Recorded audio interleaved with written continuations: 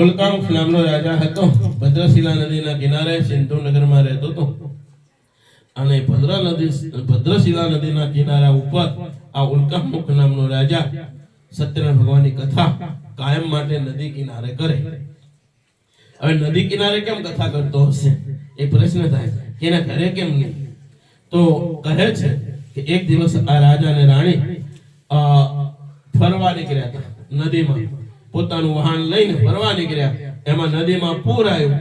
હવે સત્યનારાયણ ભગવાનનો ભગત હતો એટલે સત્યનારાયણ ભગવાને પુકાર કર્યો, મહારાજ તું બચાવે. એટલે ભગવાને હાંકળ નાખી આ રાજાને બહાર કાઢ્યો. બહાર આવે તો હાંકળે નહીં, કોઈ નહીં. એટલે રાજા સમજી ગયો કે સત્યનારાયણ ભગવાને મને બચાવ્યો. એટલે એ જગ્યા ઉપર એને કથા કરી. કાયમ માટે કથા કરતો. એમાં એક દિવસ એક વાણિયો વેપારી આ નદીમાં એનું વાહન લઈ અને નીકળ્યો. અને કથા થતી હતી એને જોઈ અને પછી રાજાને પૂછે કે રાજા શું કરો છો? બોલે સત્યનારાયણ ભગવાનની કથા. એટલે કે ફાયદો શું? વાણિયો હોય ને પેલા ફાયદો પોતે. એટલે વાણિયો કે ફાયદો શું? એટલે રાજા કે ભાઈ ઘણા બધા ફાયદા છે. બંધી ખાને પડે મુક્ત થાય, સંતાન ન હોય ને ઘરે સંતાન થાય, પૈસા ના હોય ને ઘરે પૈસા થાય, શરીરથી પીડાતો હોય એને શરીરની પીડા માટે આ બધી વાત કરી. એટલે વાણીઓ કહે છે કે મારે ખાવાનું તો ઘણું છે પણ ખાનારો કોઈ છે? એક શેર માટેની ખોટ છે. જો ભગવાન પૂરી કરે, ભલે મને દીકરો આપે કે દીકરી, હું સત્યનારાયણ ભગવાનની કથા કરીશ. આવો એક સંકલ્પ કર્યો. રાજાની પાસે બધો વિધિ સમજી લીધો. વાણીઓ ઘેર આવ્યો. ઘેર આવી એના પત્ની લીલાવતીને વાત કરી કે દેવી, આપણે ત્યાં જો ભગવાન દીકરો કે દીકરી આપશે તો આપણે કથા કરીશું. કેવી રીતે કથા કરવી એ પણ લીલાવતીને બતાવ્યું. પ્રસાદીમાં શીરો બનાવવાનો એ બધી વાત કરી. બધો વિધિ લીલાવતીને બતાવ્યો. લીલાવતી બહુ રાજી થયા. પછી વાણીઓ વેપારે ગયો.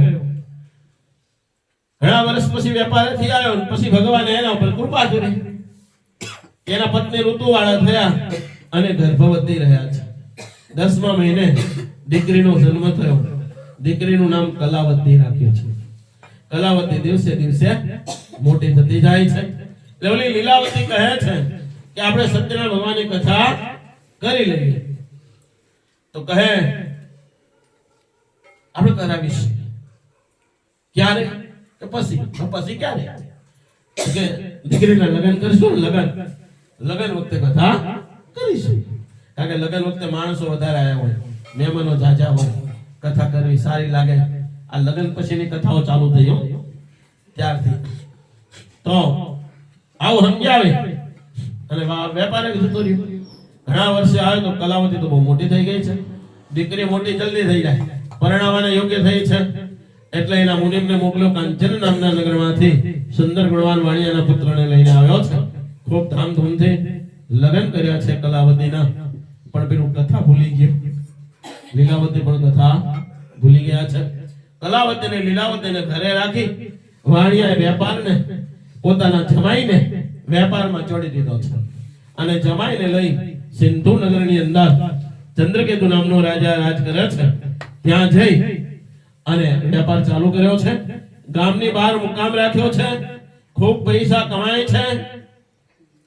એમાં હવે તો ભગવાન બગડે કે ન બગડે? ભગવાન એમ છે વાણીઓ જુઠ્ઠો કથાનું કઈ પછી ગયો. એટલે ભગવાન પરિસ્થિતિ બદલે ને ભાઈ. એટલે ભગવાન બગડ્યા. એટલે શું લીલા કરી ભગવાને કે ચંદ્રકેતુ રાજાનો ખજાનો ફાડી અને ચોર લોકો નાઠા. એટલે પાછળ સિપાહીઓ પડ્યા ને ચોરને એમ થઈ ગયું પકડાઈ જશું. એટલે ઓલા ગામની ઝાપે પેલા વાણીઓને જમાઈ સુતા છે ને ત્યાં રાજાનો સામાન બધો મૂકીને ચોર ભાગી ગયા. પાછળથી સિપાહીઓ આવ્યા. ચોર 2 હતા, આ 2. એવો તાલ આવી ગયો અને ખજાનાનો સામાન જોયો. પેલા સિપાહીઓએ આ 2ને પકડી લીધા. કોને? વાણિયાને જમાઈને પકડીને લઈ ગયા. રાજાને કહે છે 2 ચોર પકડી લાયા છે. રાજા કે જેલ ખાનામાં નાખી દો. ચોરમાં શું જોવાનું? જોવે તો ખબર પડે ને. બંનેને જેલમાં પૂરી દીધા. રાજાએ વાણિયાનું ધન પણ બધું લઈ લીધું કે આ ચોરીનો જ માલ હશે, પડાવી લીધું બધું અને બંને જેલમાં ગયા. હવે આ બાજુ શું પરિસ્થિતિ થઈ? કલાવતી ને લીલાવતીના ઘરમાં ચોર ઘૂસી ગયા. શું થયું? ચોર પેસી ગયા, બધું લૂંટીને લઈ ગયા, કઈ રવા દીધું નહીં. માં અને દીકરી બહેન ને દુખી થયા, ભિક્ષા માંગવાનો વારો આવી ગયો. એક લીલાવતીના ઘરની અંદર મેલવાનો માર્ગ નતો, એને ભીખ માંગવાનો વારો આવ્યો. એક દિવસ કલાવતી કોઈ બામણના ઘરે ભિક્ષા માંગવા ગઈ. રાત્રિનો સમય, એટલે રાત્રે કથા ચાલે. ગામડાઓમાં રાતે ચાલે, અમારે શહેરમાં દાડે ચાલે. 4-5 વાગે કથા ચાલુ થાય, 100 વાગે પતી જાય. આપણે એ બધાને સમય રાતે હોય એટલે રાતે ચાલે ગામડાની કથા, રાત્રિનો સમય. અને કલાવતી કોઈ બામણના ઘરે ગઈ, કથા ચાલુ હતી. કથા એને સાંભળી અને સાંભળીને પછી ઓલા પૂછે છે કલાવતી, સત્યનારાયણ ભગવાનની કથા જે કરાવે છે બ્રાહ્મણ એને તો કે મનની ઈચ્છાઓ પૂરી થાય. હવે રાત્રે મોડું થયું, કલાવતી બધું સમજીને તો આવી કથા, પણ એની માં એને વઢવા માંડી લીલાવતી, આટલી મોડી રાત સુધી તું ક્યાં હતી? તો કે માં એવું કઈ હતું નહીં, હું પ્રસાદી લાવી, જો શીરાનો પ્રસાદ. કથા ચાલુ હતી માં, આપણા મનની ઈચ્છા પૂરી થાય ને એવી કથા હતી. આજે આ પ્રસાદી બતાવી શીરાની, તો એની માને યાદ આવ્યું. શું યાદ આવ્યું? આપણે પણ આ કથા કરવાની છે.